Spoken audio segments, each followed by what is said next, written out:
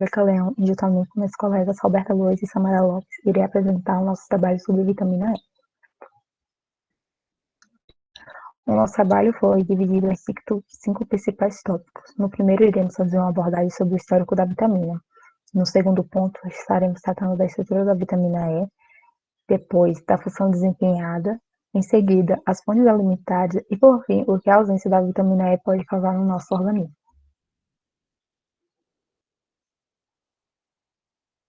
Bom, nós crescemos ouvindo sobre a importância de nos alimentarmos bem para poder adquirir todas as vitaminas e outros nutrientes através da comida. A vitamina começou a ser estudada ainda no século XV. Cientistas utilizaram animais submetendo-os a uma alimentação específica por um período de tempo prolongado. Todos os animais passaram a apresentar problemas de saúde e os que sobreviveram foram alimentados com a variação de nutrientes e melhoraram seu status. Em 1900, Sir Friedrich constatou que o ser humano, para sobreviver, precisava de uma quantidade determinada de substâncias. No ano de 1912, o bioquímico Casimir Funk formulou o primeiro conceito de vitamina por meio de experimento com arroz. No ano de 1920, Matthew e Cochrane observaram que ratos alimentados apenas por leite apresentaram anomalias na sua reprodução. 2 anos após isso, Everett McLean e Catherine Scott observaram que as infertilidades desses ratos eram revertidas por meio da alimentação do germe de trigo. No ano de 1936, as primeiras estações do alfa-tocoferol foram através do germe de trigo por Evans e sua equipe. Descobriu-se também que o composto reagia como álcool e concluiu que um dos átomos de oxigênio fazia parte de um grupo hidroxila. No ano de 1938, Ferrol sintetizou o DL-alfa-tocoferol e também foi o ano que ele foi utilizado em recém-nascidos prematuros com insuficiência no crescimento. 11 dos 17 pacientes voltaram à taxa de crescimento normal. Esse DL-alfa-tocoferol foi administrado por Paul Carey. No ano de 1945, peróxidos foram encontrados no tecido gorduroso de animais submetidos a dietas pobres em vitamina E. Dessa forma, formulou-se a primeira teoria sobre a vitamina E como um antioxidante. Em 1962, Tafel propôs que a vitamina E atuasse in vivo, protegendo as células lipídicas dos radicais livres.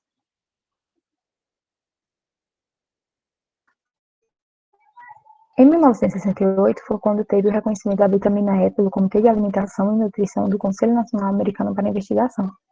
No ano de 1977, relatos sobre síndrome de deficiência de vitamina E foram registrados.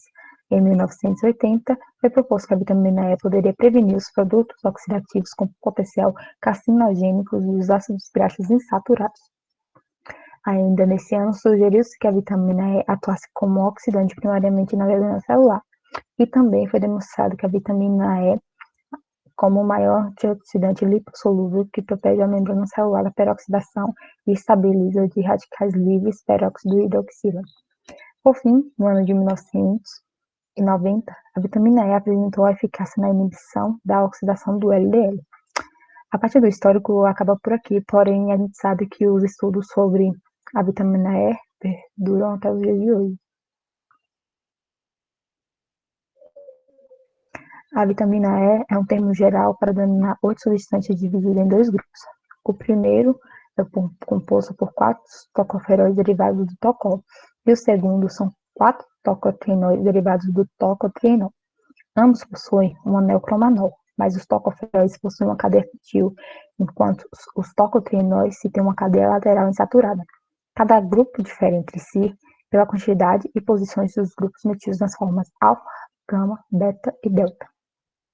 Aqui a gente pode ver como esses dois grupos, com a cadeia fetil e que a cadeia saturada, eles interagem. E aqui o exemplo deles, nas formas alfa, beta, gama e delta.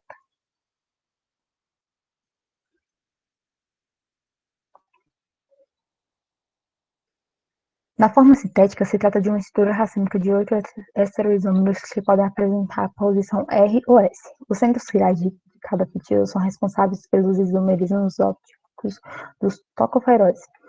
E ela tem como a principal função e também a mais conhecida que a sua ação antioxidante, podendo proporcionar retardo ao envelhecimento e até mesmo na prevenção de doenças sérias, como câncer e problemas cardiovasculares, diabetes, cataratas e Parkinson. Ela também está relacionada com a dimensão de adesão plaquetária, proteção das hemácias contra a hemólise e proteção da membrana celular. O tocoferol possui vários efeitos fisiológicos, como a melhora na resistência imunológica e em pacientes com doenças autoimunes, como lúpus. Altas doses dessas vitaminas vêm mostrando melhoras clínicas. Sua atuação favorece a circulação através do fluxo arterial, sendo utilizada para tratamento de doenças arteriosclerose e trombonite e claudicação intermitente. Ela também inibe a peroxidação lipídica, diminuindo a ação de seus subprodutos sobre o DNA. Inibe o radical hidroxila, que lesa diretamente o DNA e o do núcleo, e facilmente inibe a inflamação de mutagênicos. Falando um pouco sobre os tocotrienóis, eles têm um potente efeito antiprofilático e também antimitótico em várias doenças neoplásicas. Estudos utilizando os camundongos fêmeas mostraram que ao expor um certo tempo ao tocotrienol, tumores de mama foram retardados, além de retardo ainda no início de linfomas em camundongos geneticamente suscetíveis. A gama e o delta tocotrienóis exibem forte atividade contra a promoção de tumores, uma vez que são capazes de não só inibir o crescimento de fenótipos ER positivos e ER negativos, mas também porque as células ER positivas ao estrógenos podem ser inibidas mesmo na presença do hormônio.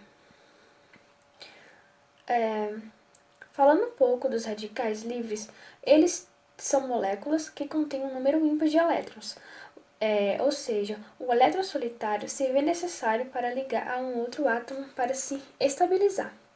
Os radicais livres têm efeito benéfico contra a destruição de bactérias, colabora no enovelamento de proteínas nascentes no retículo endoplasmático, ocorrendo em meio mais oxidante que o restante das células para a formação de pontes de sulfetos.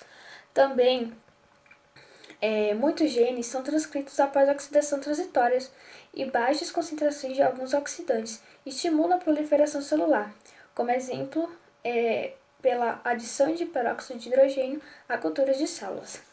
Também, no entanto, eles também possuem efeitos tóxicos ao nosso organismo, quando está associado à modificação da estrutura das células com as quais ele reage. Essas alterações mais dramáticas encontram-se alterações na ribose e bases nitrogenadas do DNA, ligações cruzadas entre bases nitrogenadas e proteínas e também em peroxidação de ácidos gráficos polissaturados, que compõem a membrana plasmática de lipoproteínas, nitração e nitrosilação de proteínas. A formação dos radicais livres, desenfreada em sua maioria, ocorre devido a um estresse oxidativo, o que significa dizer que há uma exacerbada formação de agentes radicalares que causam danos celulares. Fatores como agentes patológicos, consumo de tabagismo ou má formação ou má hábitos alimentares contribuem para o quadro. O dano oxidativo de biomoléculas podem levar à inativação enzimática, mutação e rupturas de membranas, ao aumento na heterogenicidade de proteínas plasmáticas de baixa densidade e a morte celular. Esses efeitos tóxicos têm sido associados ao envelhecimento e ao desenvolvimento de doenças crônicas, inflamatórias e degenerativas. Falando um pouco sobre o processo de autooxidação em cadeia de ácidos graxos polissaturados, agentes tais como traços de materiais pesados ou peróxidos e os radicais livres provenientes do exterior da membrana provocam iniciação. O ácido graxo, que vão ser representados como RH, é então atacado e forma um radical livre representado pelo R, que é extremamente ativo. Na propagação, os radicais livres R reagem com as moléculas de oxigênio, transformando-se em radicais peroxil. Os radicais peroxil são capazes de atacar outro ácido graxo, resultando em um peróxido e um novo radical livre, que podem ser álcoois, aldeídos ou cetonas. No decorrer das oxidações celulares, o oxigênio vai produzir radicais livres muito ativos que atacam os ácidos graxos insaturados e formam derivados oxidantes, como os hidroperóxidos, os peróxidos, aldeídos, cetonas ou álcools. Essa oxidação dos ácidos graxos produz derivados secundários, que também são oxidantes, que reagem com as funções aminas dos fosfolipídios de membrana, das proteínas e dos ácidos nucleicos e formam lipopigmentos indigestos, como seróides, lipofuscina e pigmentos de envelhecimento celular.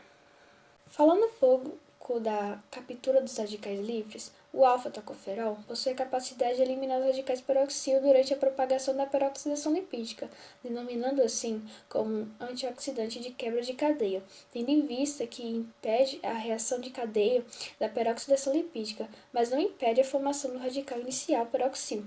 Durante as reações de oxidorredução, o núcleo cromano do alfa-tocoferol se abre entre o oxigênio 1 e o carbono 2 para formar o alfa-tocoferil quinona, que pode ser reduzida em alfa-tocoferil hidroquinona, que por sua vez pode se regenerar em alfa-tocoferol por desidratação. O alfa-tocoferol se liga ao peroxil, impedindo a cadeia de oxidação dos polissaturados. Quando isso ocorre, os produtos de oxidação do alfa-tocoferol passam pelo processo de regeneração. Bom, os processos de regeneração do alfa-tocoferol ocorrem com o radical tocoferil, pode ser regenerado pela combinação do ácido ascórbico, que é a vitamina C, ou pela glutinona. Além disso, a vitamina E atua em sinergia com outros sistemas antioxidantes especificamente determinados, como enzima e como a glutationa, peroxidase, catalase e superoxidase dismutase. Então, falando um pouco sobre a função dos tocoferóis em relação à absorção e o metabolismo e distribuição da vitamina E no nosso organismo, é importante frisar que tudo isso está relacionado com o metabolismo lipídico e dependem da função pancreática, da secreção biliar e da formação e penetração das micélulas na membrana intestinal. E, em grande parte, a absorção da vitamina E depende dos processos que regulam a digestão e a absorção da gordura na dieta. Então, o que acontece quando o indivíduo ingere algum alimento que tem a vitamina E em sua composição? Então, após a ingestão, as gorduras elas são emulsionadas em partículas menores, primeiramente no estômago e em seguida no intestino delgado, onde elas serão combinadas com as secreções tanto secreções pancreáticas como secreções biliares.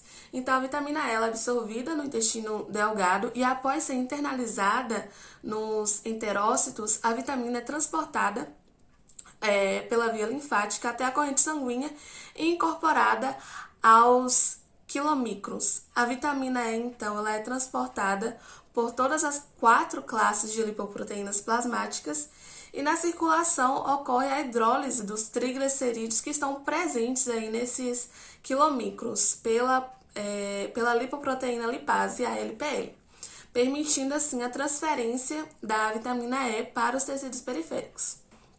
Os quilomicrons remanescentes, por sua vez, contendo a vitamina E que não foi liberada, eles são encaminhados para o fígado, como vocês podem ver aí na imagem. E o fígado, por sua vez, ele possui um papel de liberação do alfa-tocoferol para a circulação e, consequentemente, para os tecidos periféricos também. Essa liberação, ela vai depender de quê? Ela depende da proteína de transferência do alfa-tocoferol, que nesse caso é a alfa-TTP, e seu principal transportador intracelular, o qual também está desenvolvida na incorporação preferencialmente do alfa-tocoferol, a lipoproteína de muito baixa densidade, que é a VLDL. As VLDLs, elas são liberadas na circulação e catabolizadas pela LPL. E os remanescentes, por sua maioria, são desenvolvidos ao fígado e o excedente é convertido em lipoproteínas de baixa densidade. o qual se torna a principal transportadora de vitamina E para os tecidos periféricos, no caso de adultos e grávidas. Então, em relação à função dos tocoferóis, assim, é importante frisar que eles têm, como o Samara já falou, eles têm uma ação antioxidante, é a principal função deles no nosso organismo, e também eles vão proteger o nosso sistema cardiovascular. E como é que eles vão fazer isso? Eles vão proteger nossas artérias, e a partir do momento que eles protegem nossas artérias, eles evitam que o indivíduo ele tenha AVC ou derrame ou algum tipo de infarto agudo do miocárdio. Além de que eles retardam o envelhecimento da retina e também ajudam a melhorar a fertilidade tanto em homens quanto em mulheres. Falando um pouco sobre as fontes alimentares, a vitamina E está presente em vários alimentos, em castanhas, em amêndoas, avelã, castanha do Pará e também em óleos vegetais comuns, como germe de trigo e girassol. Por isso, vem sendo motivado o consumo desses alimentos como aliados à saúde preventiva. Bem, agora falando um pouco sobre a ausência da vitamina E no nosso organismo, o que essa carência da vitamina E pode causar, é importante frisar que são casos raros que acontecem em adultos, contudo, há alguns casos que ocorrem uma má absorção de gordura pelo indivíduo, como ocorre na fibrose cística e na lipoproteinemia. Além disso, a falta da vitamina E ela pode causar anemia, problemas oculares, transtornos neurológicos, câncer, e ela é muito, por mais que ela seja muito rara em adultos, ela é muito comum em recém-nascidos, principalmente aqueles prematuros. E isso por quê? Porque os recém-nascidos prematuros eles são mais vulneráveis devido à deficiência de reservas corporais, pobre digestão e deteriorização da absorção. Então, acaba que são mais comuns esses tipos de casos de ausência da vitamina E nesses indivíduos. E a ausência da vitamina E ela pode ter consequências diferentes a depender do sistema, como, por exemplo, no sistema nervoso, por exemplo, a encefalopatia nutricional e a distrofia axonal foram observadas em animais que foram submetidos a longos períodos sem a vitamina E na dieta. Isso, vale frisar também que sistemas neurológicos presentes em pacientes com doenças crônicas de absorção de gordura, geralmente atribuída à deficiência da vitamina B12, pode também ser um resultado de um prolongado déficit da vitamina E. E além disso, além do sistema nervoso, quando a vitamina E ela foi associada, vale ressaltar também quando a vitamina E foi associada à peroxidação lipídica e passou a ser estudada em relação a doenças do sistema cardiovascular. Então, estudos epidemiológicos laboratoriais sugerem que esses antioxidantes presentes na vitamina E protegem contra o aparecimento desses tipos de doenças cardiovasculares.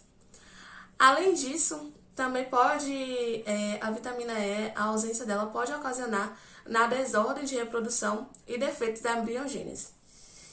Então é isso, pessoal. Nós agradecemos a atenção de vocês. Finalizamos aqui o nosso seminário e aqui estão as referências.